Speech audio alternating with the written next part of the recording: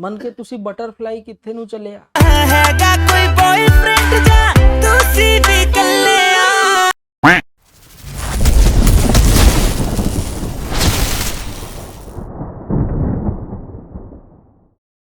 तो पहले की कक्षाओं में हम लोग पढ़ रहे थे बेटा हिस्ट्री ऑफ क्लासिफिकेशन, ठीक है। वर्गीकरण का जो इतिहास है वो जान रहे थे। वर्गीकरण में सबसे पहले जिस साइंटिस्ट ने सबसे ज्यादा काम किया उनका नाम क्या था बेटा? लेवोजियर। क्या था बेटा? Lavoisier. Article number first history of classification, second long form of periodic table पढ़ेंगे और थर्ड हम लोग प्रॉपर्टीज ऑफ एलिमेंट के बारे में पढ़ेंगे। लेवोजियर ने वर्गीकरण दिया। लेवोजियर के बाद जो साइंटिस्ट है उनका नाम था क्या बेटा? प्राउस्ट। प्राउस्ट ने अपनी परिकल्पना दी। प्राउस्ट के बाद में फिर हमारे पास कौन से साइंटिस्ट है? डोबेरिनर। इन्होंने ट्रायड का कंसेप्ट दिया।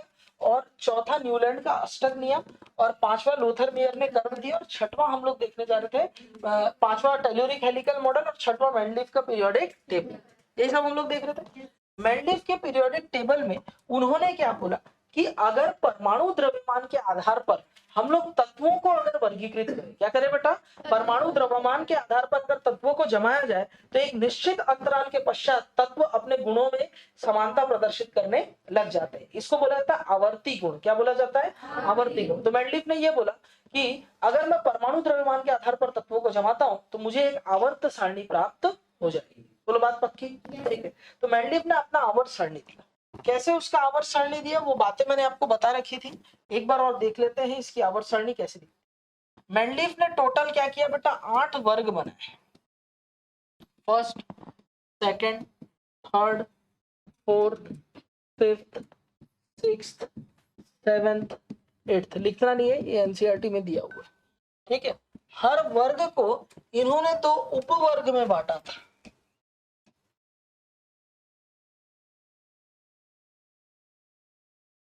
फर्स्ट, सेकंड पीरियड, ये थर्ड पीरियड, फोर्थ, ठीक है, ऐसे ये फिफ्थ पीरियड, ऐसा सिक्स्थ पीरियड और सेवेंथ पीरियड, ऐसे टोटल 7 पीरियड थे। 1 2 3 4 5 6 7। और हर वर्ग को 2 उपवर्ग ए और बी में इन्होंने बांटा था, ठीक है। जैसे है, ली, ना, की, रब, थे, फरिया, ठीक। और फर्स्ट बी में कौन आता था हमारे पास में? क्यों, आगे, आओ, ऐसे बनता, ठीक है। समझ में आ रही बात? और यहाँ पर क्या होगा? बेचारी, मुर्गी, का, सर, बड़ा, रसीला।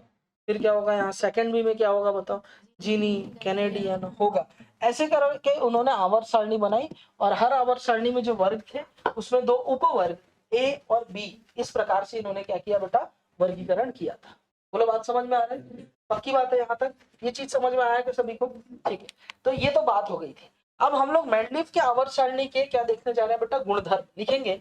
मेंडलीफ के आवर्त सारणी के गुणधर्म वेदा तो निम्नानुसार है। यू, बेईमान, इंसान, गोल्ड, प्लेटिनम, मच्छ। मेंडलीफ के समय के पूर्व इन तत्वों के परमाणु द्रव्यमान को गलत कंसिडर किया जाता। मेंडलीफ ने न सिर्फ इनके परमाणु द्रव्यमान को सुधारा बल्कि अपने आवर्त सारणी में उनको जगह भी दी। बोलो बात क्लियर है? तीसरा हम लोग देखने जा रहे हैं प्रिडिक्शन ऑफ न्यू एलिमेंट, है ना। तीसरा लिखेंगे नए तत्वों की भविष्यवाणी। नए तत्वों की भविष्यवाणी। मेंडलीफ के समय के पूर्व सिर्फ 63 तत्व ही ज्ञात थे, आपको मालूम है। उस समय तक बहुत सारे तत्वों की खोज भी नहीं हुई थी। नए तत्वों की भविष्यवाणी करके फुल स्टॉप कर दो। मेंडलीफ के समय के पूर्व बहुत सारे तत्वों की खोज ही नहीं हुई थी। क्या नहीं हुई थी? खोज ही नहीं हुई। खोज नहीं होने का कारण यह था कि उस समय तक टेक्नोलॉजी इतनी डेवलप नहीं थी। क्रशिंग माइनिंग अच्छे से नहीं हो पा रहा था, तो बहुत सारे धातुओं का निष्कर्षण संभव नहीं था। दूसरा कारण यह भी था कि रेडियो सक्रिय जो तत्व होते हैं उनकी हमारे पास कोई जानकारी नहीं थी। बोलो क्लियर है? और अक्रिय गैसें तो तब खोजी ही नहीं गई थी। अक्रिय गैसों की खोज भी नहीं हुई थी। तो 63 तत्व ही क्या थे?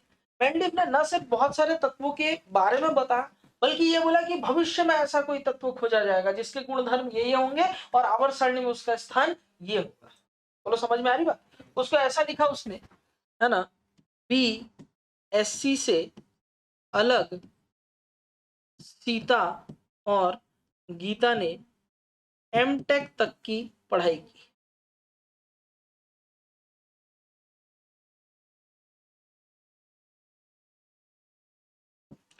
ये जो है ये तब के नाम है। ये क्या है बेटा? तब के नाम। और ये जो है ये अब के नाम है। क्या है बेटा? अब के। ये तब के नाम है और ये अब के नाम। अब इनको स्कैंडियम, गैलियम, जर्मेनियम, टेक्नीशियम बोला जाता है। मेंडलीव ने इनको एका बोरॉन, एका एल्यूमिनियम, एका सेलेनियम, एका मैंगनीज बोला था क्रमशः। बोलो बात समझ में आ रही है? आप बात को समझो। टेक्नीशियम की खोज तो अभी अभी हुई है। ये प्रथम मानव निर्मित तत्व है। कौन बेटा? Technetium. First manmade element, first manmade element है, प्रथम मानव निर्मित तत्व है, जिसको हमने अभी अभी मतलब रेडियो सक्रियता की खोज के बाद हमने अभी अभी इसको खोजा है। समझ में आ रही बात? ये अभी अभी खोजा। उस समय में मेंडलीव के दौर में देखो, उस समय मेंडलीव ने बोला था कि भविष्य में ऐसा कोई तत्व खोजा जाएगा जिसके गुणधर्म ये होंगे, मैं नाम उसका एका मैंगनीज दे देता हूँ, तुम भविष्य में इसका नाम ढूंढते रहना, ये खोज होगा तब देखना यही चीज निकलेगा। और पूरी बात एग्जैक्ट सही थी मेंडलीव। तो वो कौन से तत्व थे? 4 तत्व थे। कौन सा? एका बोरॉन यानी स्कैंडियम, एका एल्यूमिनियम यानी गैलियम, एका सेलेनियम यानी जर्मेनियम, एका मैंगनीज यानी टेक्नीशियम। याद रखने का जुगाड़ है, बीएससी से अलग सीता और गीता ने एमटेक तक की पढ़ाई की। ये छोटे छोटे थ्योरी है, ये सब कभी इतना आता नहीं है एग्जाम में। बीएससी से अलग सीता और गीता ने। आपको आ रहा है समझ में? इसमें समझने का क्या है? तथ्य है, फैक्ट, जानकारी है। ये तो हो गया बेटा गुणधर्म। अब हम लोग देखने जा रहे हैं मेंडलीव के आवर्त सारणी की कमियां क्या थी। लिखेंगे ड्रॉबैक्स। दिखाई दे रहा है नोनी? दिख रहा है? Drawbacks of Mendeleev periodic table, Mendeleev के आवर्त सारणी की कमियां। बच्चों गौर से देखें यहाँ। देखो आपको पता है मेंडलीव के आवर्त सारणी में, मेंडलीव की आवर्त सारणी के जो बेस क्या था, आधार क्या था? बताओ। मेंडलीव के आवर्त सारणी का आधार क्या था? परमाणु द्रव्यमान। जाहिर सी बात है कि कम परमाणु द्रव्यमान वाला पहले, उसके बाद उससे ज्यादा परमाणु द्रव्यमान, फिर उससे ज्यादा परमाणु द्रव्यमान, फिर उससे ज्यादा परमाणु द्रव्यमान रखा जाना चाहिए। यानी परमाणु द्रव्यमान का बढ़ता हुआ क्रम होना चाहिए। मैं जो बोल रहा हूँ ये बात आपको समझ में आ रहा है? ठीक है। यानी पहले परमाणु द्रव्यमान 12 आएगा कि 13 आएगा? बताओ। 12। फिर क्या आएगा? 13। फिर क्या आएगा? 14। फिर कौन आएगा? 15। फिर कौन आएगा? बोलो क्लियर है? ठीक है। परमाणु क्रमांक 12 है, वो होता है कार्बन। कौन होता है बेटा? कार्बन। यहाँ आपने कार्बन रख दिया। परमाणु क्रमांक 13 किसका होता है? ये भी कार्बन होता है। कौन होता है बेटा? कार्बन। अरे कार्बन की जगह अलग अलग हो गई। परमाणु क्रमांक 14 किसका होता है?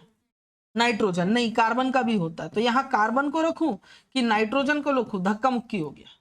नाइट्रोजन का 15 होता है, ऑक्सीजन का 16 होता है, और ऑक्सीजन का 15 भी होता है। अब क्या करें? मतलब एक ही स्थान पर दो दो तत्व तो नहीं रख सकता, और एक ही तत्व है जिनका परमाणु द्रव्यमान के आधार पर अगर वर्गीकरण करो तो वो अलग अलग स्थान एक ही तत्व प्राप्त कर रहे थे। नहीं समझे बात को? यानी समस्थानिकों के लिए जब मेंडलीव से पूछा गया भाई साहब उनकी पोजीशन क्या थी, तो उसके पास कोई आंसर नहीं था। एक निश्चित स्थान समस्थानिकों का मेंडलीव दे पाने में विफल रहा। बोलो बात समझ में आ रहा है क्या? तो समस्थानिकों का स्थान निश्चित नहीं था मेंडलीव के आवर्त सारणी। पहली कमी। दूसरा, एनोमलस पेयर्स ऑफ एलिमेंट, है ना?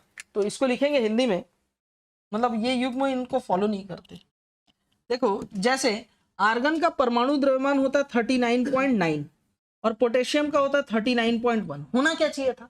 कम परमाणु द्रव्यमान वाला तत्व पहले, अधिक परमाणु द्रव्यमान वाला तत्व बाद में होना चाहिए। हाँ ठीक है। बोलो बात समझ में आ रहा है? जैसे टेल्यूरियम का 277.5 है और आयोडीन का 127। आयोडीन को इधर और इसको इधर होना चाहिए था। हो क्या गया? आयोडीन उधर है। मेंडलीव ने बोला कोई देख नहीं रहा, चुपके से इधर उधर कर देता हूं। सिर्फ रासायनिक और भौतिक गुणों में समानता के आधार पर उसने किया था। ये जो युग्म है ना, एनोमलस पेयर्स जो है, ये मेंडलीव के आवर्त सारणी के सबसे बड़े कंट्रोवर्सी में से एक था। मेंडलीव के आवर्त सारणी का आधार था, मेंडलीव ने एक तो उस बात पे जोर दिया कि परमाणु द्रव्यमान के आधार पर हम लोग आवर्त सारणी बनाएंगे, और उसके बाद अपने ही बात से पलट गया, गद्दारी कर दिया। बोलता है कि मैं आवर्त सारणी में परमाणु द्रव्यमान के आधार पर उसने आवर्त सारणी बनाया, अब परमाणु द्रव्यमान को इधर उधर कर दिया। किस आधार पर? उसके पास इसका कोई जवाब नहीं था, कोई तर्क नहीं था। ठीक है। इसका थोरियम का 58.8 होता है और इसका 58.6 के आसपास। ये परमाणु द्रव्यमान आपको याद नहीं रखना है। 232 कोबाल्ट का होता है, निकिल का 231 है। ठीक है, तो ये परमाणु द्रव्यमान आपको याद नहीं रखना है, बस ये पेयर्स याद रखने। पेयर्स क्या रहेगा? आमिर खान, तेरी इच्छा, ठंडा पेप्सी, कोक नहीं। कैसे याद रखोगे बोलो? ठीक है, Aamir Khan modern periodic table में सबसे पहले तो ये बात आप लोग को जान लेनी चाहिए कि ये कोई अलग सा पीरियोडिक टेबल नहीं है, ये मेंडलीफ के ही आवर्त सारणी का क्या है बेटा? मॉडिफाइड वर्जन है। बोलो बात क्लियर है? ठीक है, लिखेंगे अगला पहला पॉइंट नंबर 8 डालेंगे, मॉडर्न पीरियोडिक टेबल। काय अंतरित, पागल कहीं के हैं? कोकून से तितली बन रहा है क्या? काय अंतरित, मेटामॉर्फोसिस, मेटामॉर्फोसिस बोलते हैं ना, है? कोकून से तितली बनना मेटामॉर्फोसिस होता है ना। मन के तुसी बटरफ्लाई किथे नु चले आ, मेटामॉर्फोसिस। क्यों? मेंडलीफ के आवर्त सारणी का ही रूपांतरण वैसा ही है, जैसे ए और बी सब ग्रुप थे ना, वैसे का वैसा था। बस फर्क सिर्फ इतना है, वहां पर परमाणु द्रव्यमान था, यहाँ परमाणु क्रमांक। परमाणु क्रमांक के आधार पर करने पर मेंडलीफ के पीरियोडिक टेबल में जो दोष था, क्या दोष था बताओ? आमिर खान, तेरी इच्छा, ठंडा पेप्सी, कोक नहीं। बोले यही था। इनमें से इसका परमाणु द्रव्यमान था कितना बेटा? 38.6 और ये 38, यही था ना, 39.9, जो भी है ये रटना नहीं। और ये कितना है? 39.1। बोले यही था। ठीक है, यहाँ पर अधिक परमाणु द्रव्यमान वाला पहले और कम परमाणु द्रव्यमान वाला बाद में आया। अब हमने परमाणु क्रमांक, मेंडलीफ का periodic table, modern periodic table Mendeleev के पीरियोडिक टेबल का ही आधुनिक वर्जन था, मॉडिफाइड वर्जन था। उसने बोला वहां जहां परमाणु द्रव्यमान था, इसने बोल दिया परमाणु क्रमांक होगा। परमाणु क्रमांक होने से पानी बोतल पकड़ने वाले लड़के गौर से देखना, यहाँ पर हो क्या रहा है? आर्गन का परमाणु क्रमांक से ज्यादा पोटेशियम का होता है, तो परमाणु क्रमांक रखने से ये वाला जो कमी थी वो तो दूर हो गई।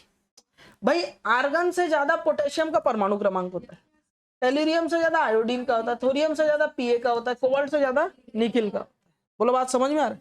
तो परमाणु द्रव्यमान की जो गड़बड़ी थी वो तो यहाँ पर दूर होती थी। बोलो बात क्लियर है क्या? समझ में आया? यह मेंडलीफ के आवर्त सारणी का ही रूपांतरण है। दूसरा पॉइंट है, किसने दिया था बेटा? गिवन बाय मोजले। किसने दिया था? मोजले। मोजले ने क्या किया था बच्चों? अलग अलग तत्व लिया, अलग अलग धातु लिए, उसमें फोटोन डाला।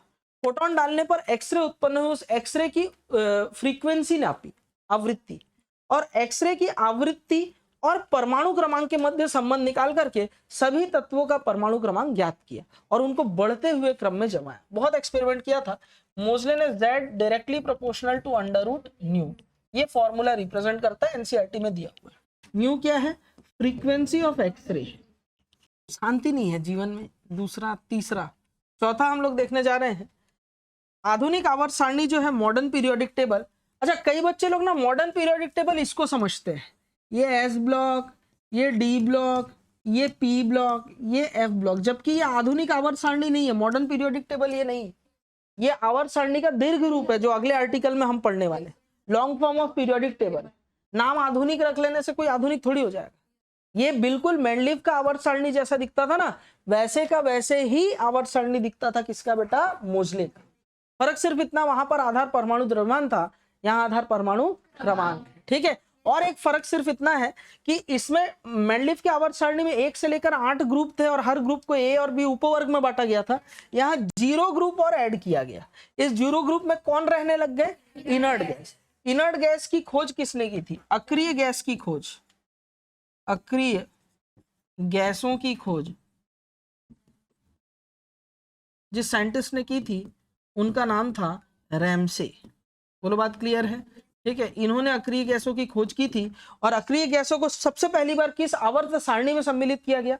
तो आधुनिक आवर्त सारणी में सम्मिलित किया गया। बोलो बात समझ में आ रहा है?